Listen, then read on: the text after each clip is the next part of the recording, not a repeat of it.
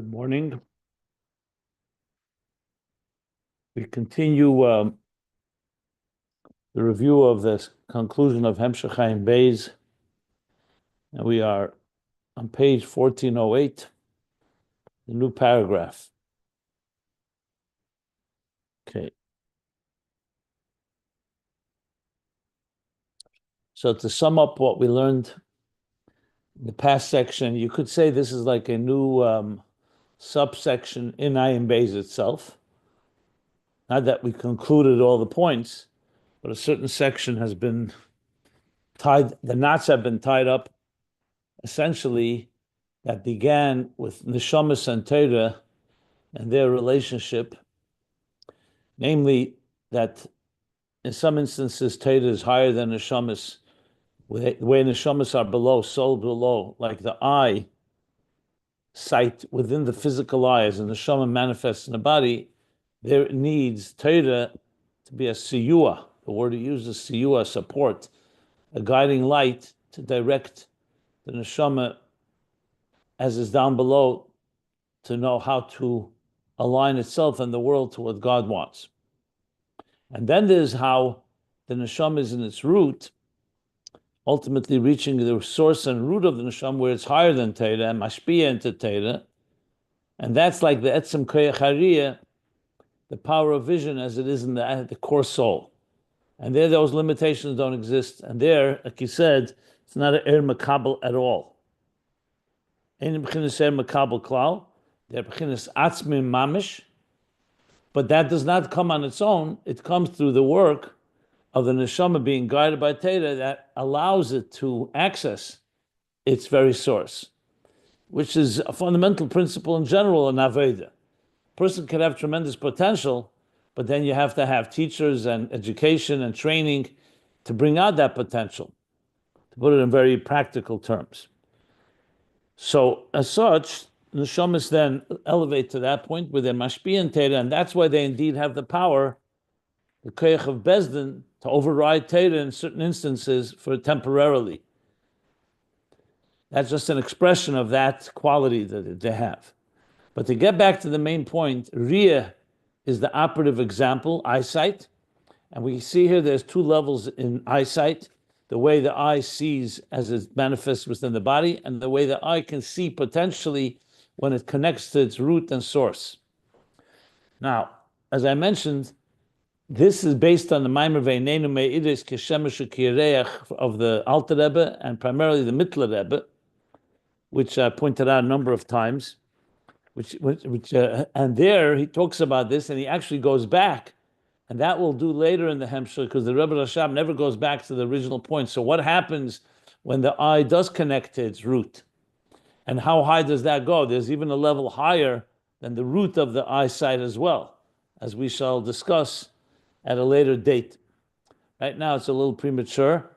So now the next section, as an introduction to what we're going to learn next, is going to be a long discussion, what he calls ba'aveda, all this in aveda. Even though everything we learned is applicable and can be applied to aveda and should be applied, but he spells it out specifically. The next section, all this in aveda, and the next section is going to be that really goes for a good, let me see here, until he gets back to Riyah. This is going to be a good until page 1454. We're now at 1408. So we're talking about almost 50 pages, 45 pages. The next section, where he's going to talk about what exactly the shamas are in this context as being called an eye. Now we've established so far the muscle of the eyesight. I just discussed the two aspects of it, but we've established so far that Einei Ha'eda, the leaders of the people, are called the eyes of the people, because using Torah, they are the guiding light. As he explained this earlier from the Zohar, that they, just like the eye guides the body where to go and how to travel, so too the Einei Ha'eda. This was back on page, where did he begin to discuss that?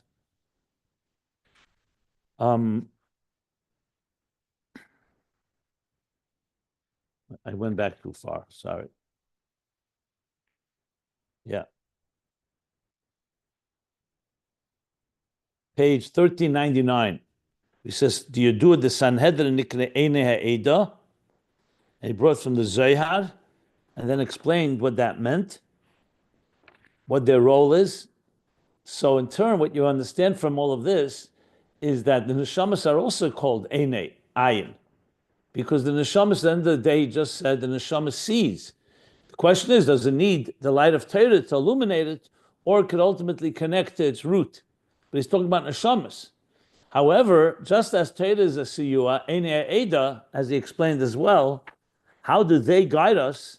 They don't just guide us, they guide us with Torah. He said that very clearly, that the Amshacha of Chachmei Law and Chachmei Tata that the Eine Ha'eda provide, the sages, the scholars, the teachers, is the Eira Torah. It's not their own vision, it's the vision that Torah illuminates for them.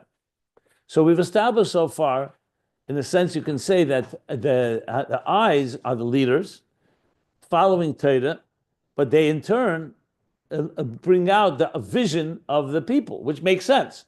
A visionary helps everybody else see clearly. So we're not seeing with the eyes of the leaders, we're seeing with our own eyes, but who is directing and guiding us? That's really what a visionary is. They open your eyes, and now you can see what before you didn't see. I'm saying this explicitly because now he's going to go into discussing how this applies itself to neshamas, and how they also are called Einai. However, we're going to find now, I'm just summing up in a way, introduction, what he's going to be saying, that they're not the only ones that are called Einayim. We're going to find that the Malachim are called Einayim as well, the angels. So how does that play into all of this? So we're going to learn that the Neshamas are also part of the Siyua that help the Neshamas, the Malachim are also part of the illuminating light that help the Neshamas do their Avodah.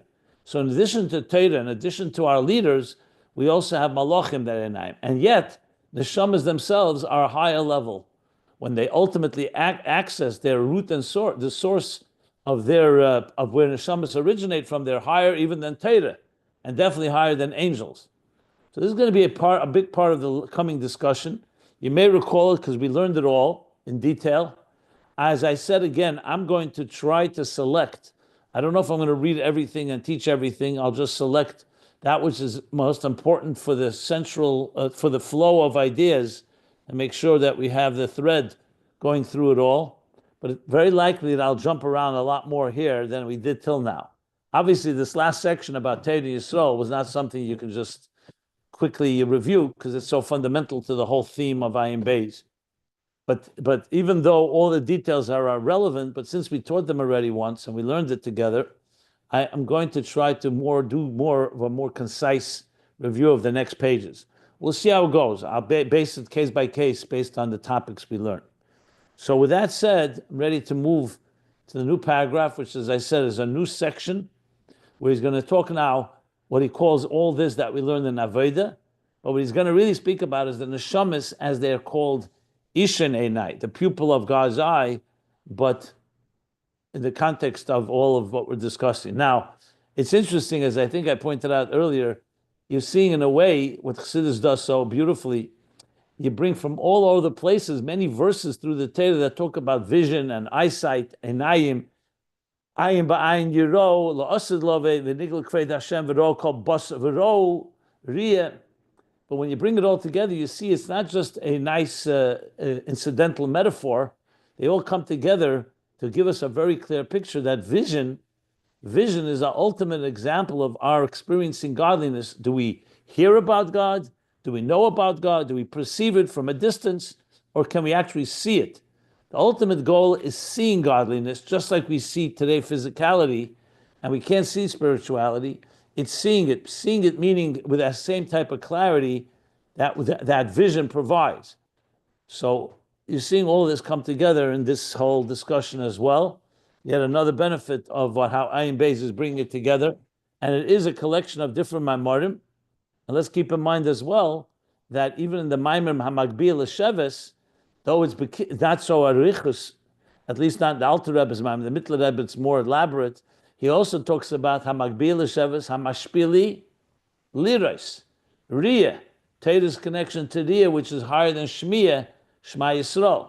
If you remember that part of the discussion. So that's also going to come into play as we continue here. But let's do it step by step, piece by piece. And unless there are any questions, I'm ready to begin the new paragraph. But I'll stop if anybody wants any clarity about the general review that I just gave. Yeah.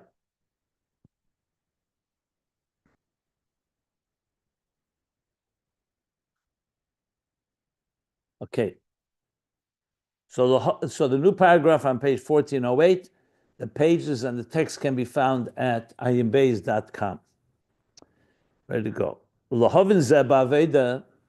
understand this in Aveda, again, this doesn't mean that what we learned till now was not an Aveda. It's just he's spelling it out in a very direct way. In Aveda is Aveda of the Neshamas Yisrael. Hineksiv. The next big section is going to be based on a posuk in Hazinu. Hazinu, we know Shiras Hazinu is like a song written in a poetic, in a song type of tone. The Shiras Hazinu that Moshe said, one of the last things that he said before his Talkus. And the following section of this mimer is based on this hemshech, is based on a mimer, which I'll tell you the source. It's called the mimer Yoseva Vena, Tovkuf Samach Zayin. It's Alter Rebbe's mimer, which was said Shabbos Shuvah or also Chag HaSukkos in that year. Tovkuf Samach Zayin. Tovkuf Samach Zayin is the equivalent of 8. What is it? Samach Ayin is 12. 1806. Yeah, 1806, because it was still Tishrei, so it would be 1806. I believe that's correct. Yes, 1806. And it's printed. If you want to look up the mimer, you can look it up in Maimori Admura Zokin Tovkuf Samach Vov, volume 2, page 322 and on, and primarily with its Samach Tzedek's gloss and additions, which is printed in the first print of that Maimori Admura Zokin, in page 392 and on, in case you're interested. So that's the basis of what we're going to be learning now. And of course, the Rebbe Rashab is connecting it to the themes that we discussed. And namely, Ayin, keep in mind the eye, eyesight. So here's the Pasuk. The full Pasuk actually follows a Pasuk that is based on, that talks about the Neshama. You know, we say, Chelik Elekam Mal Mamish. So there's a Pasuk in Azinu that has a very similar expression, Ki Chelik Havaya Imai. So in Azinu, you have a Pasuk, I'll tell you the exact Pasuk. It says, Amoy. So pay 32:9, Lamed Beis Tes, it says, Ki Chelik Havaya Yaakov Chevel Nachlase. So that the people, Amoy, his nation, is Chelik Havaya. In Tanya, Pedig Beis, he doesn't bring that pasuk. In Ageres HaTshuva, he does. Here's not the place to discuss why he doesn't bring it. The commentaries on Tanya ask that question. But it's interesting, that's the pasuk that precedes the one he's going to discuss. And remember, we're talking about Neshamas. So it's very fitting. What does the next pasuk say? The next pasuk says, Yimse'ehu be'eretz midbar, u'betoihu, u'besoihu, yilel yishmein. God found them in a desert land and a desolate, howling wasteland, which is referring to how the Eibishter took the Eden out of this wasteland. And what did he do? Yiseva venhu, yivenenehu, yitzarnehu ki ishen enoi. What did he do? He encompassed them. Yiseva ven, like the word save, he embraced them, or encompassed them, and this is the translation I'm reading here. And he bestowed understanding upon them. That's how he teaches Yivanehu according to Rashi. And then Yitzranu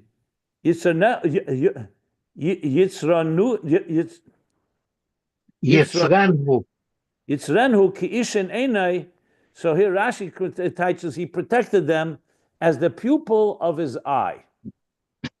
So we see here, he's saying, Chelik Havayam, the Jewish people, he's comparing to the pupil of his eye, and that's the example he's using, how God protects them and embraces them, even though he found them in a desert and a desolate howling, which right away you see here, even without reading further, that on the first, initially, the neshamas are in a dark place, what he calls a desolate land, a midbar. That it's midbar u'v'sehu a desolate land. And what did Hashem do? He empowered them and protected them like the pupil of his eye. So of course you could look at this as a pure metaphor, or based on what we've been learning, it becomes very clear that he's actually talking about these levels of the neshama, that initially it's like an eye that's concealed, but then when you illuminate it and you support it and you give it illuminating light, the eye is the ishin einay, and that's what he refers to the Jewish people as the pupil of God's eye. So he's going to talk about that right now. That's the pasuk.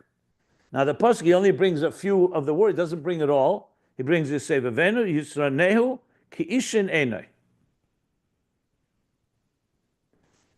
And now he says, V'koya Mashakosav Le'el. This pasuk is referring to what it said in the previous verse. Ki Chelik Hashem Amay. Al Za'aymer Yimtze'eyu Be'eretz Midbar. So now he says, Yitzarnu, but Yitzarnehu Ki Ishin Einay. So it's referring to, who's he referring to? Chelik Hashem Amoy, the Neshamas Yisrael, which are part of God. He found them in a desert land, and then he protected them like the pupil of his eye. So what do you see from this? The Neshamas Yisrael Nikla Eish Ishin Einay. Souls of Israel are called the pupil of his eye. Ukamayim Razal, like the Razal say, the sages say, anyone who touches a neshama Yisrael, a Jew, is like he's touching the pupil of God's eye,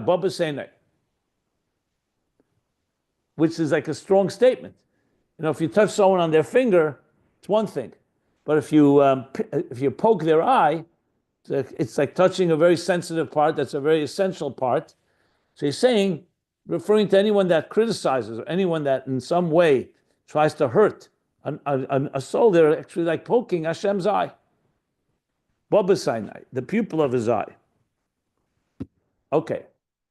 So here's what we've established now. He's introduced how Neshamas Yisrael called Ishanenai. Till now, he's used the example in the previous paragraph about Neshamas, how they're an ayim, and that can ayin, that initially they need an outside light, but then they reach their core. But now he was bringing it specifically in a posuk that says it clearly.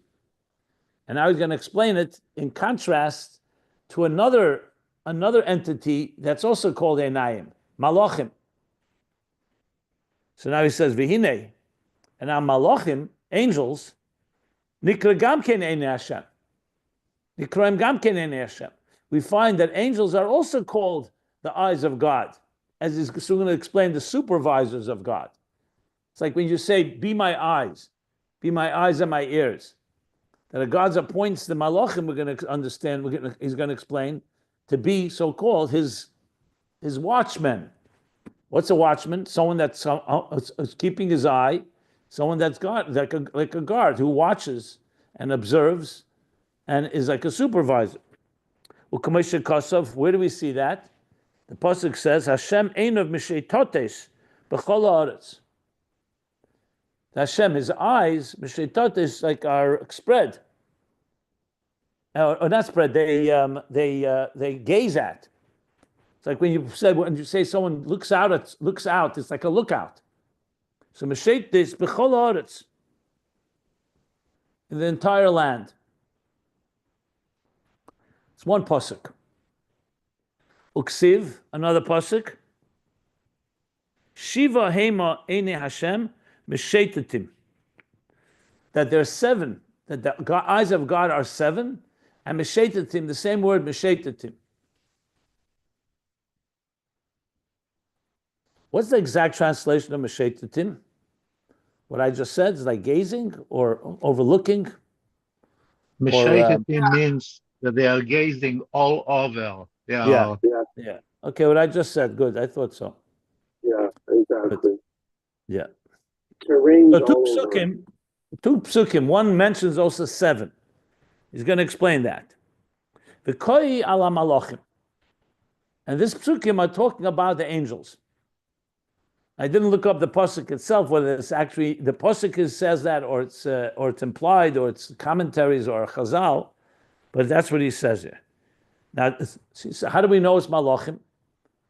Why not say that's maybe he's referring to humans? The Ev Shalemer, the Rebbe Rashab explains, you cannot say that kavon ala adam, that this psukim are talking about the human being. Why? Shari b'tzir adam hem beis, not 7. It's 2 eyes. He says 7. Where does 7 come from? The human being has 2 eyes. U'kamesher kosa b'sefer Yetzirah v'sha'arim b'nefesh. So Sefer Yetzirah, where he describes how in Elam Shana Nefesh, he describes all the components in time, space, and the human being. So he says, Sha'arim, in the Nefesh, the gates. In a person, Shtei Einayim are 2 eyes, Shtei Aznayim, 2 ears, Shnei Nikvei Achetem, 2 nostrils, Va'apeh, and the mouth. V'hainu de b'chlolos and Shiva Sha'arim. So this refers to, in general, the 7 gates, but not 7 eyes. It's 7 gates, as we've discussed a number of times on Sheftim v'Sheitim Titlecha b'chol Sharecha, the way the Sifsei Kain interprets it, Chassidus brings it, that we have 7 gates. A gate, what's a gate? When you have a walled city, so everything is closed and closed within the city. But to get in or out, if you need to bring in supplies, or someone has to go out of the city, how are you going to get out of the walled city? So you have gates.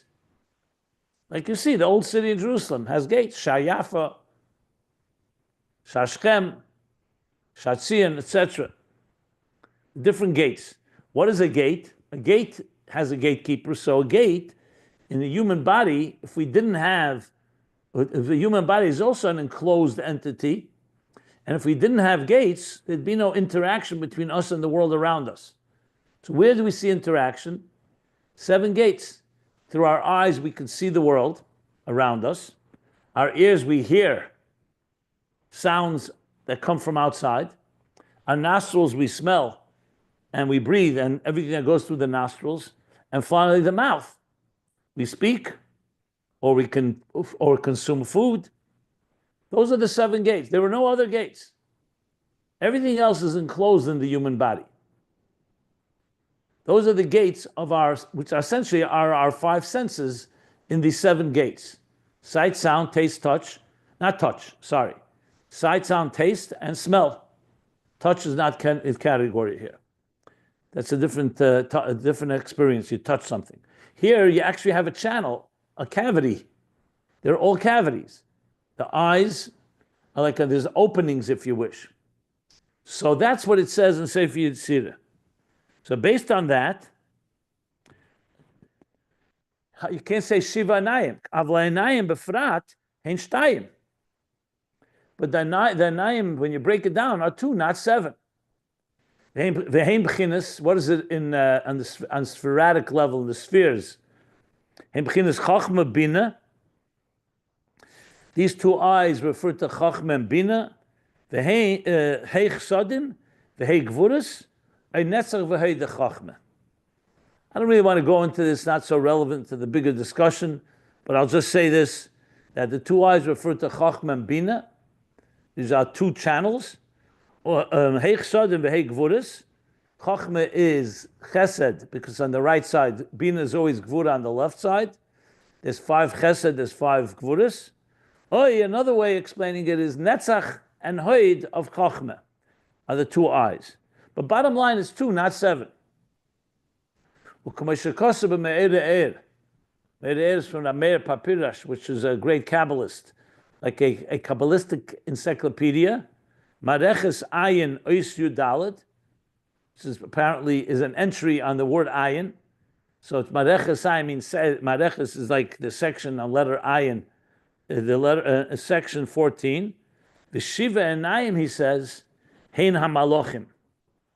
Okay, so first he says you can't say it's the Adam, because the Adam doesn't have 7 eyes. And Ma'edeh, he says explicitly That Shiva Naim, that's the Malachim. V'shorsha mezayin midas. And they're rooted in the 7 midas. The 2 eyes of a human are rooted in Chochmah and Bina. The 2 ways he explained it, Heich Sodim, Heich Gvurus, or Netzach and Heid of Chochmah. But the 7 eyes of Malachim are rooted in the 7 midas. She'ein Shiva Einayim.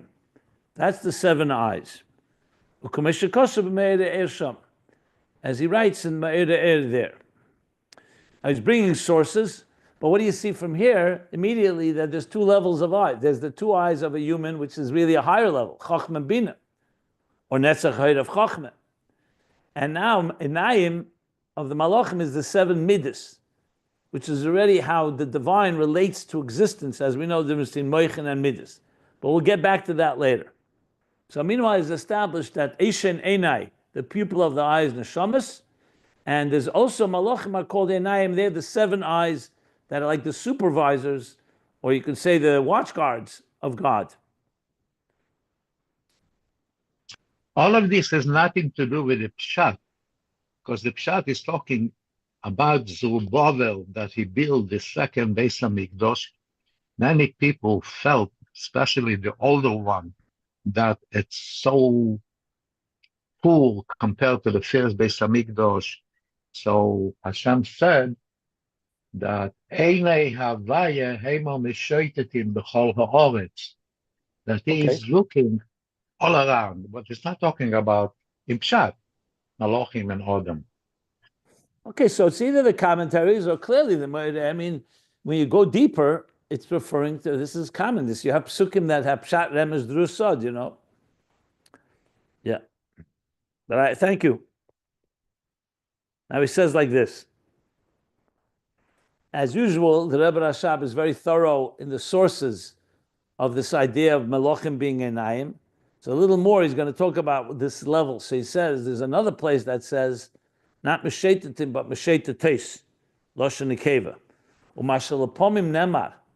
At times, and what it says at times, Meshetetim, Ulapomim Meshetetes. He said it before.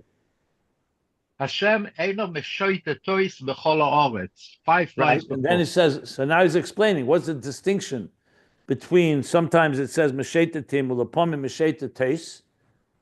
One is masculine, one is feminine. Why? Because sheyesh malachim sheba'alma denukve, the malachim that come from the feminine world. Malachim ma'alma detchura, and they're angels that come from the masculine world. The same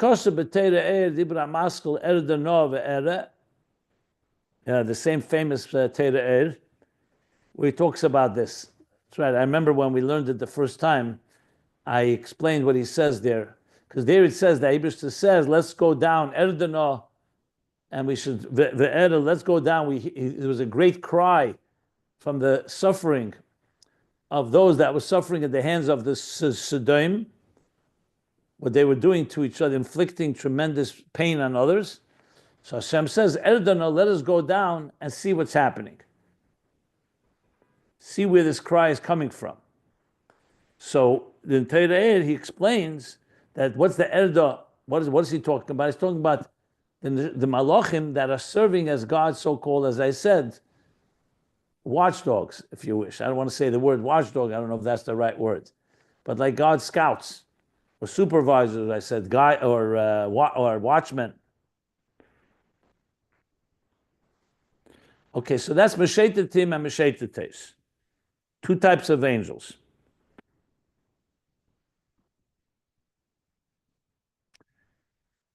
A few more sources about angels connected to eyes.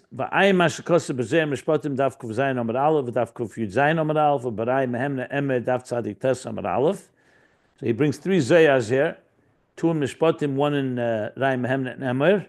Shehein Malachim, that these are the angels shenikra Morin, the Ainin.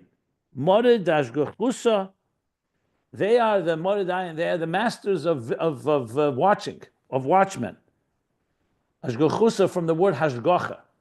So they're Mashgichim. Like I said, supervisors. That's why I use that word.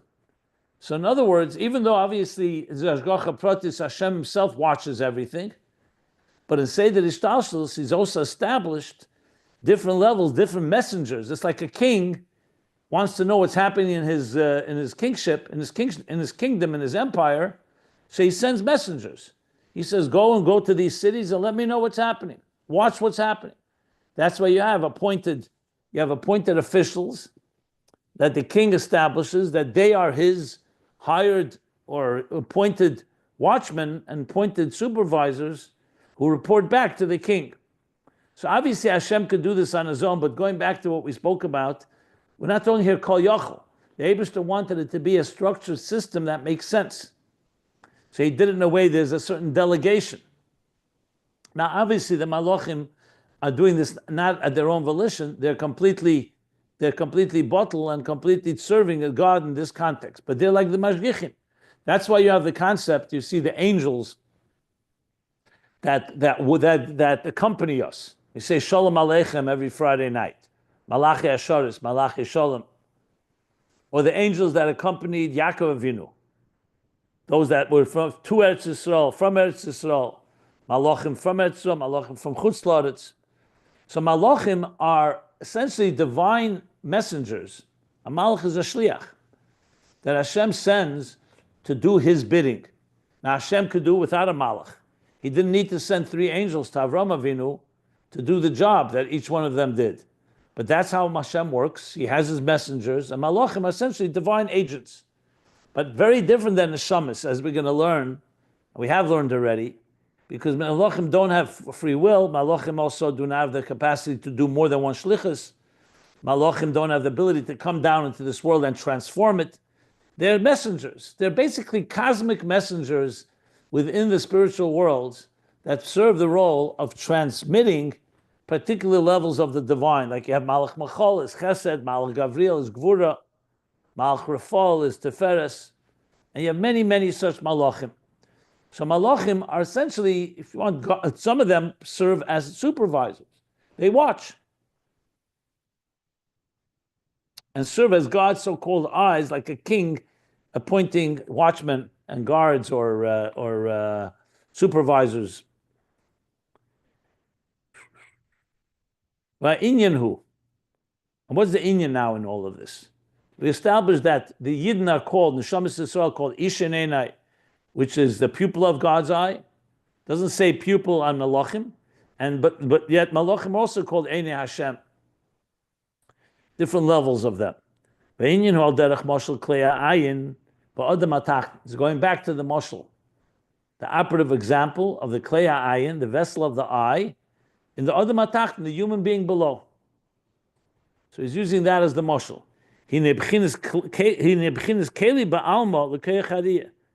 This vessel of the eye, the physical eye, with everything, the pupil, the iris, the corona, everything, the nerve, the optic nerve, etc., all of that is only a keli for something. On its own, it's just a container. But it's a container for what? A vessel, a channel for koyach hariyah. L'koyach hariyah. Haruchni shebemeach. So within the soul, or more specifically within the mind, there's a koyach ruchni called riyah. But in the mind, basically in the central nervous system, if you wish, or in the mind, it doesn't say central nervous system, the mind, which is rooted in the nefesh, without a keli, you're not going to actually physically see. So the klei hariyah, which is the physical eye, serves as a container. Which also makes sense. You know, we say the optic nerve, for example. The optic nerve, of course, it connects to the brain. Now, of course, the koyach hariyah really is in the nefesh. But he says moyach because the moyach is the channel through which the nefesh channels all the faculties. In this case, we're talking about koyach hariyah shebemeach, and that manifests within the klei ayin. That's essentially the structure. Shari koyach hariyah yesh benefesh koydem boye leguf. The power of vision exists in the soul before it comes into a body. It's not like when it comes down to this earth and suddenly there's a power of vision. Physical vision, to see this physical world, happens in this world. But the nefesh, just like it has chachma, bina, das, and just like it has midas, chesed, gvur, teferes, it also has a koyach hariyah and a koyach hashmiyah and other faculties. Ukamoi, and to give you an example, like the same as layu chazi, the pasuk in Daniel, where they began to tremble. They said, "What are you trembling?" They said, they couldn't see anything, but they sensed. Mazlayu, their mazel, which is a mazel of the neshama, sensed something happening. And chazi, the expression is chazi, the mazlayu saw. So you see from that the soul sees things, even if the body doesn't. It's just to prove that there's an aspect of riyah before it actually manifests in a physical way. U'kamoisha amru, next page, 1409. Like we say, Shanashama Raya v'Shemas HaKruzim Hel Yenim. So in the Mishnah and Pirkei Avos and other places, it says that the soul sees and hears the kruzim. Kruz like a call, a clarion call. Hel Yenim. Like it says every morning, Baskel Yitzas, a Baskel goes out, and the neshama hears it, even though we don't hear it. And there's also Mazlai Chazi, where the neshama sees. It sees something. It's a type of perception on the neshama level.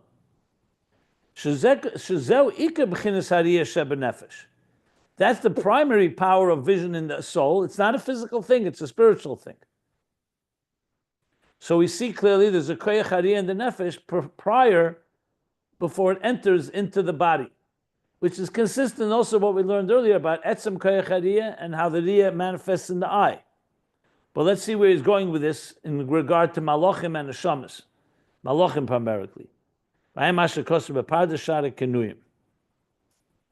So then what's the process of how this sublime or this ethereal power of vision in the soul manifests in the body? He says, Ella shebechemer ayin oiver ayin mashen is bar li'il. In the chemer ayin, in the very substance, the very raw substance or physical substance of the eye, oiver, this power of riyah is channeled, passes through that. And this ethereal or spiritual power, it manifests or enclosed. So in other words, if the neshama just remained apart from the body, it would see things, but it would see them in a spiritual way. The fact that the koyach hariyah now is going through the physical eye, that like channels it, that now you can grasp something b'muhus riyah gashmis. You could actually see a physical thing. A neshama l'mayla does not see physicality; it sees spiritual things. But the physical eye serves that role. It's like, think of it like an interface or an interpreter, if you wish. It's like a channeler. Maybe another example would be electricity and an appliance. Electricity alone, without, let's say, a light bulb, is a very strong power. But it's a force that's not yet been harnessed and channeled into something that has direct benefit to us. Electricity existed from the beginning of time, and we never had any benefit from it. Once we discovered it, then we discovered how to create instruments and appliances that channel and manifest electricity. Now the electricity turns into actual light. I see light in the light bulb. Just an example. It's not exact, obviously. The electricity is not as quite ethereal as the neshama, but the guf, what he calls here, the guf, the meslabish chemer ayin, allows now the koyach hariyah manifests within it. It doesn't mean removed. And that's the hashgacha gashmis. That's the physical supervision, hashgacha. You can actually watch and look at. If a person, for example, says, "Will you watch? I hired you to watch something for me, to protect a watch," and you fell asleep on your watch. What happens? Yes, you say, "My soul saw it." Yeah, my soul may have seen it, but I need someone to see it physically. I need to know what happened and what didn't happen. So the koyach hariyah, the spiritual koyach hariyah, the ethereal power of vision, manifests within the eye, the husriya gashmis, and that's called hashgacha gashmis, not just hashgacha ruchnis, gashmis. What's oivel? What's the lashon oivel? I said travels through or channels, passes through. It's like I just said, like electricity going through a light bulb, let's say. The koyach hariyah shebenefesh, kamoshu koydem shemislabish b'chemer ha'ayin. Because the power of vision in the nefesh, before it manifested in the substance, the substance of the eye, ein be'erech litvis dover gashmi. Then it's still removed and is not capable of grasping a physical thing. In other words, a soul itself, as much as it has the power of vision, the vision is only going to be in soul matters. A soul sees a soul. Just as the nefesh in general is removed from anything that is material or corporeal. What does the chemer ayin achieve? It now creates a channel. This koyach hariyah, which on its own is an ethereal state, like I just gave the example with electricity, now that becomes congealed and somewhat materialized, litfeis dover gashmi, to grasp a physical object. So the eye itself, without a koyach hariyah, is lifeless, doesn't do anything. The koyach hariyah, without a physical eye, has the power to see, but can only see ethereal things. The koyach hariyah that manifests within the chemer ha'ayin, the klei ha'ayin, the oyer in that keli, that's what the oyer and keli are. So the keli allows the oyer koyach hariyah now to not just see things on the level of oyer, but also things on the level of the keli, things that are in the physical world. So there, what do we conclude from this? So the klei ha'ayin, the vessel of the eye, is only like a garment, in order to enclose and to you wish to actualize, if you wish, the ethereal power of vision. Because seeing something, that comes from the power of sight in the spirit, in the soul. Is only a container and a garment, a vessel and a garment. Through this koyach and levush, the ethereal power of vision comes materialized or congealed or concretized. I know it sounds like a repeat from what he said before, but this is actually quoting the mimer of the Alter Rebbe that I mentioned with the Tzemach Tzedek's glass, Yosef Avenu. This is actually language from there. Okay. Well, let's continue. Since he continues with this example, I see this example is really elaborating on, which definitely helps us understand the whole process of Riyah, the two levels, the way it comes down in the physical and the way it is in its root.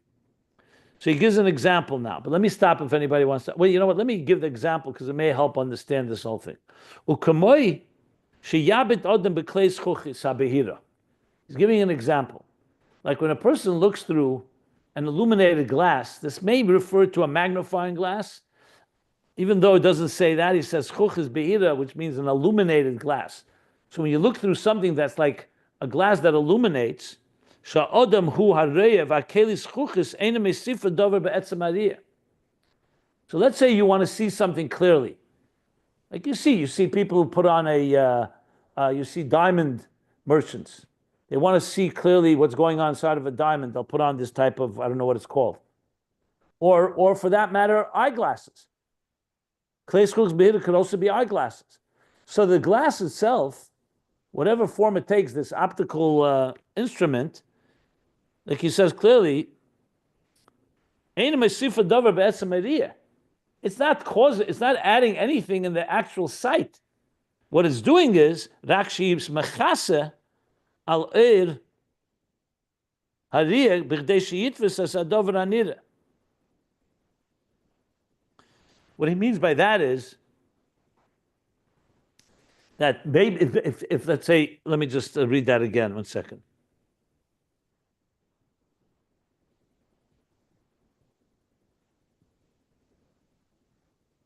Yeah. He's going to explain a little more about this power, how vision works, that over time, over time, what can happen for the eye to see clearly, you need not just to have the power of vision, you also need to have proper filters. What happens if the filters start fading or starting to get dulled? So actually more light goes into the eye, but it blinds you and you can't see clearly. So bottom line is he is talking about, it looks like eyeglasses. Now we know it's nearsighted and there's farsighted. But what do the eyeglasses do? They allow you to focus your eye to see something. Without that, it would either be blurred or it would be too bright. That's what he's saying. So in a sense, the eyeglasses create balance. They rebalance the equation that the eye should be able to see clearly. And to see clearly, you need to have both elements. Enough light, but also enough filters. Like he's going to explain, he explains right afterwards. So the glasses themselves, they don't add anything in the actual power to see, but they help the eye focus and see clearly.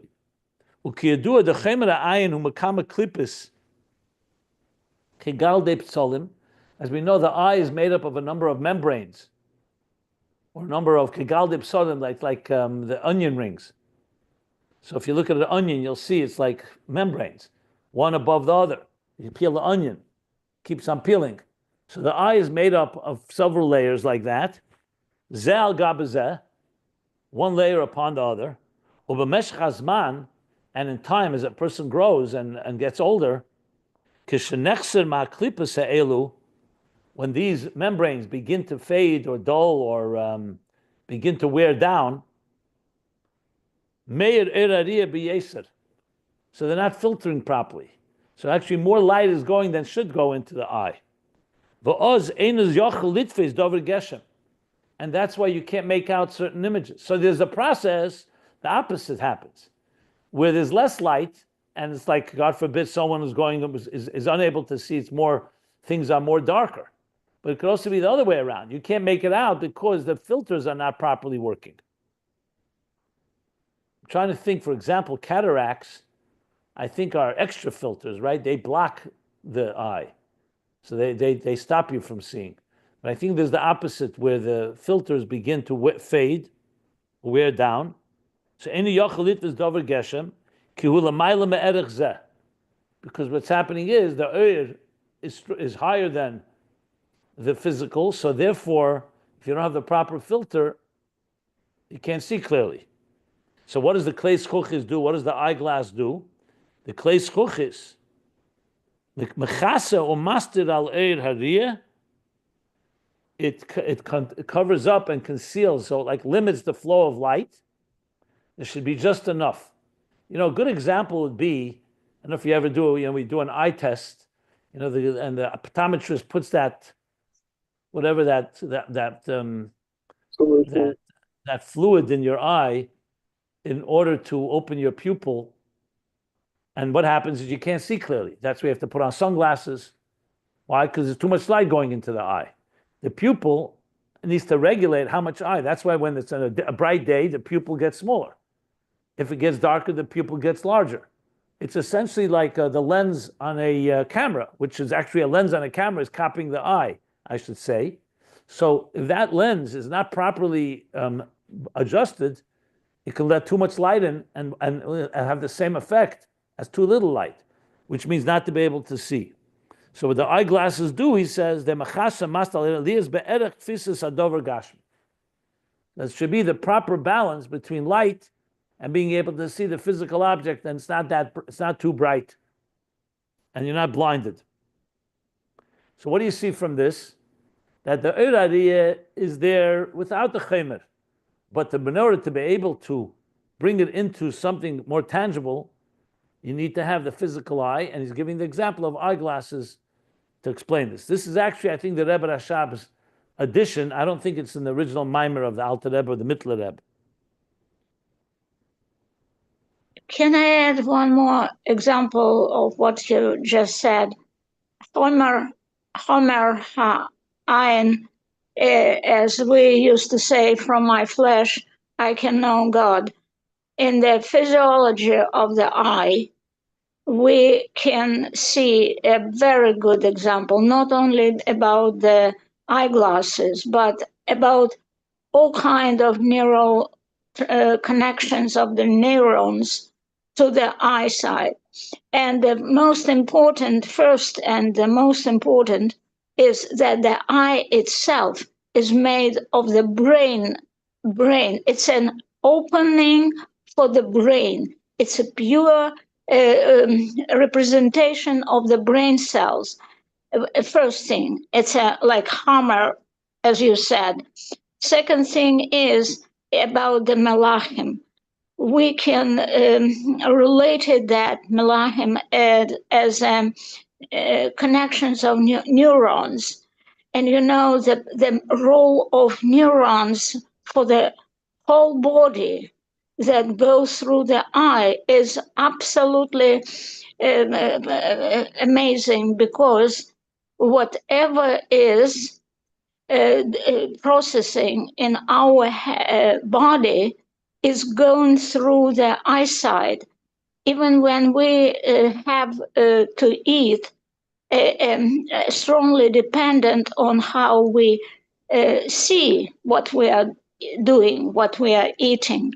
Second example is that all of these neural connections, as I said, maybe correlated to Malachim. You know how many, the amount of that connection is more than the stars that we know. That's how many connections of neurons each of us have in our body. And all of them are very, very coordinated with the eyesight back to the body. Okay. Okay, thank you. So we'll stop here, and I'll stop by the parentheses where he's going to still discuss more about this mashal.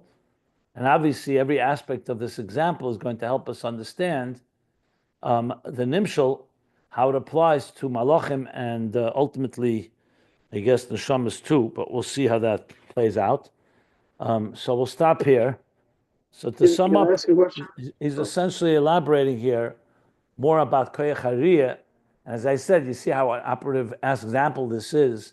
The constant undercurrent of the themes that we've been discussing, literally from page 1352, which will ultimately help us understand Torah Oir and its relationship with Neshamas, Ner Hashem, Nishmas Adam, and other forms of light, of how we ultimately bring clarity and light into a dark world, which the eye is the ultimate organ in the human body that plays that role, that sees and is able to see, and all the different aspects of that as we're going to be learning in detail.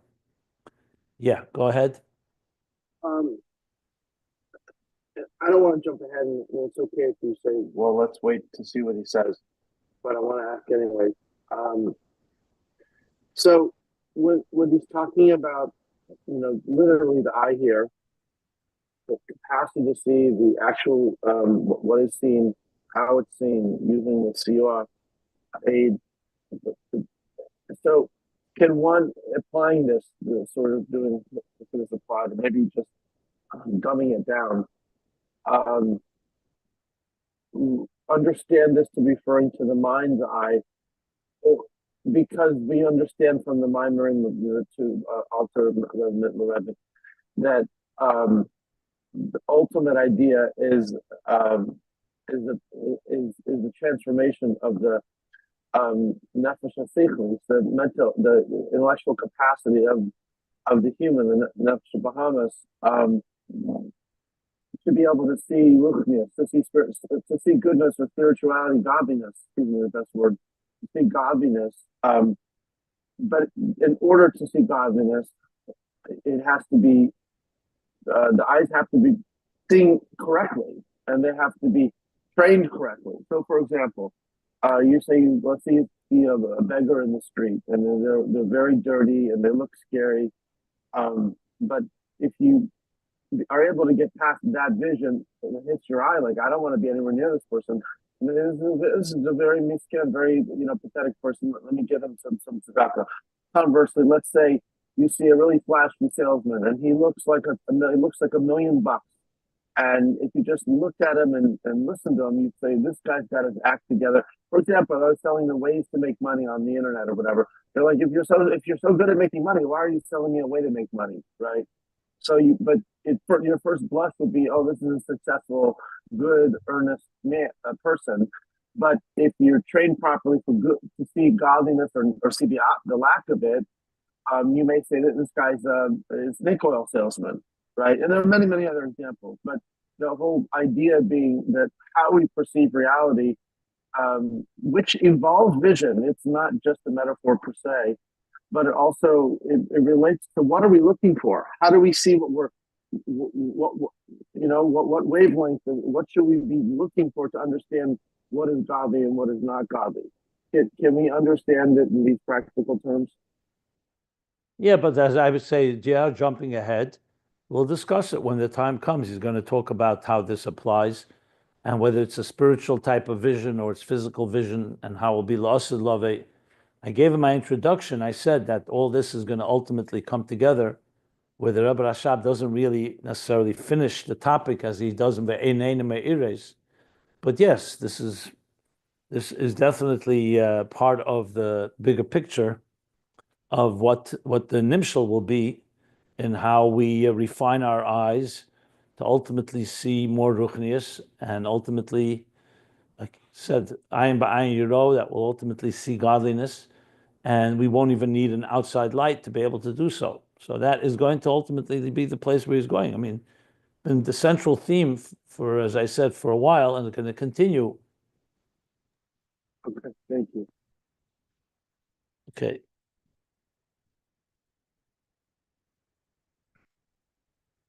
So the device that you were thinking of earlier is called a jeweler's loop. What is it called? A jeweler's loop, LOOP. Yeah, but I think he actually means here eyeglasses, to be honest, even though they could apply all those examples as well. But Klei Schuch is here, Habihira, he definitely means eyeglasses. Yeah. So I was thinking maybe it's when you want to see a different level, like you could look at a diamond in your palm without glasses, but if you want to see the flaws and everything, you need to put on a little magnifying glass. And if you want to get down to the molecular level, you'd have to put it under a microscope. Right, microscope, and sometimes also there's a light that shines from that Yeah. instrument to help see through. Yeah, absolutely. Good. So we'll stop here, middle of third way down, page 1409. Stop the recording.